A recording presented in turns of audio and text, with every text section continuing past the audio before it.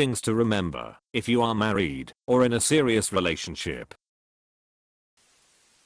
So true. Especially the parts about not assuming your partner feels loved and being open and honest in communicating.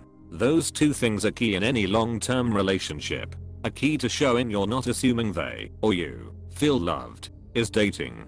Continue to date. Years into it, even after moving in together especially, can feel like you see each other all the time. So why schedule a date? Be conscious about being intentionally romantic / focusing your attention on one another once in a while. So true. I posted a relationship question not long ago and people were quick to say break up. Relationships are work. Not always, but it is two people coming together with different ideas trying to live together. I agree with your list. Apologizing is huge. The only on that I take issue with is going to bed mad. There is no way I can fall asleep upset, and most of the time, if we do, that we won't get the chance to talk things through and feel better until he gets home from work later, and that is a recipe for me going completely psycho. Honestly, that's probably one of the more refreshing confessions I've read about personal behavior. At least you know yourself well enough to know what works for you. I tend to be very emotional, and if I can't work through it with my so in the moment, I get so much worse. I start panicking and thinking everything is over and he is leaving me, and it doesn't help that not sleeping makes me just that much crazier lol. Thankfully, my so, who tends to be the opposite and becomes very silent and stoic when upset, knows me and what I need as far as that goes, so even when he isn't ready to kiss and make up, he will tell me that he still loves me and that we will be fine, so I can relax and sleep and still deal with it after he has a chance to step away from the situation for a while and think more. In regards to point 6, I cannot withstand fights with people, especially those that I care about. If my so raises his or her voice at me, I will just collapse inward and instantly agree and grovel. I come pre-whipped. Sounds like a self-preservation / defense technique. Doesn't it weigh down on you after a while, having your boundaries crossed and your needs not met? That depends. I've been trying to please my parents for a decade now, and now that I don't live with them, I do that with different people. I'm not tired of it.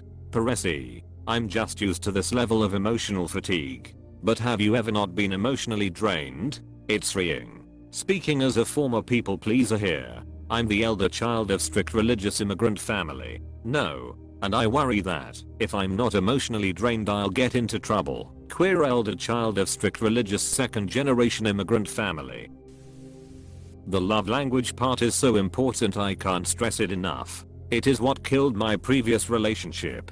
Sorry to hear about your last relationship. I wanted to add that in addition to love languages, people should know their and their partner's attachment styles. Also, a major relationship killer is just assuming that the other person should know how I'm feeling. It's alright. It was my first relationship and lasted 3 years. I'm still friends with her, and those years taught me a lot about myself and the things I want.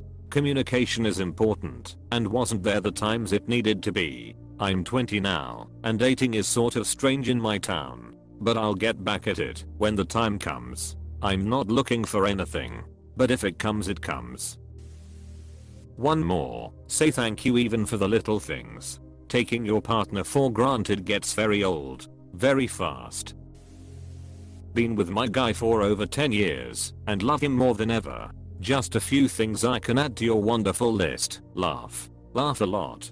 Tease each other in affectionate ways and with love in your eyes. Make your mate feel like when he/she comes home it is to a sanctuary, not another burden. Listen to them, and when you do, remember the smallest things. 9 years ago he told me his favorite candy bar is Payday. Once a month I always buy a Payday bar and put it in his truck for him to find. He, in return, always checks when I'm low on my dark chocolate, and I'm never out of it. So small of a gesture, but means more to me than a diamond necklace on my birthday.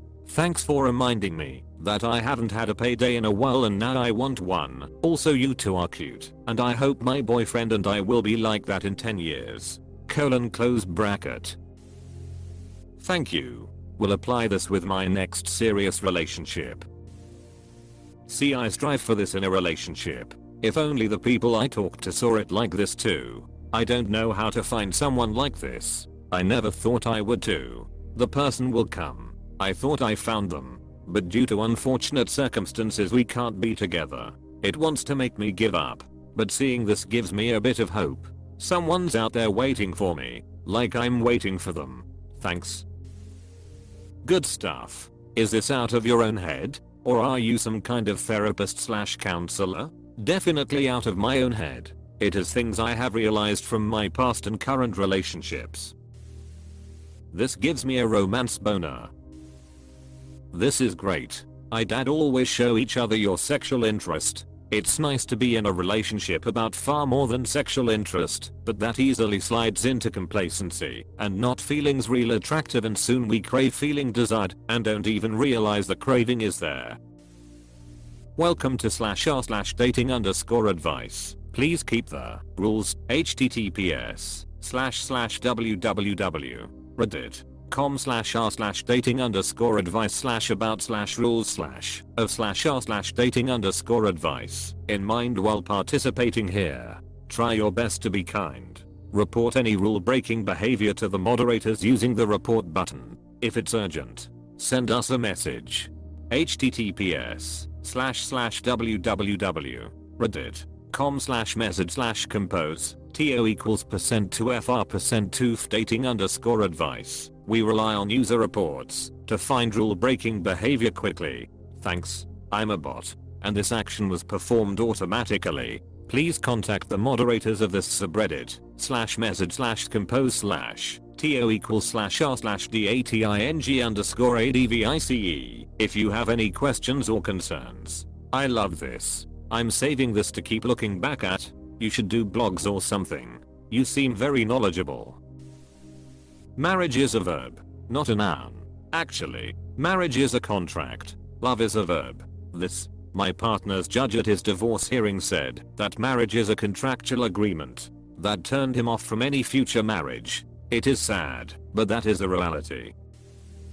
I agree with most of these. Just the going to bed mad one would be a little different for me. I do agree sleep can help if you fight from being overtired or stressed, but it is no excuse to leave your partner worried waiting.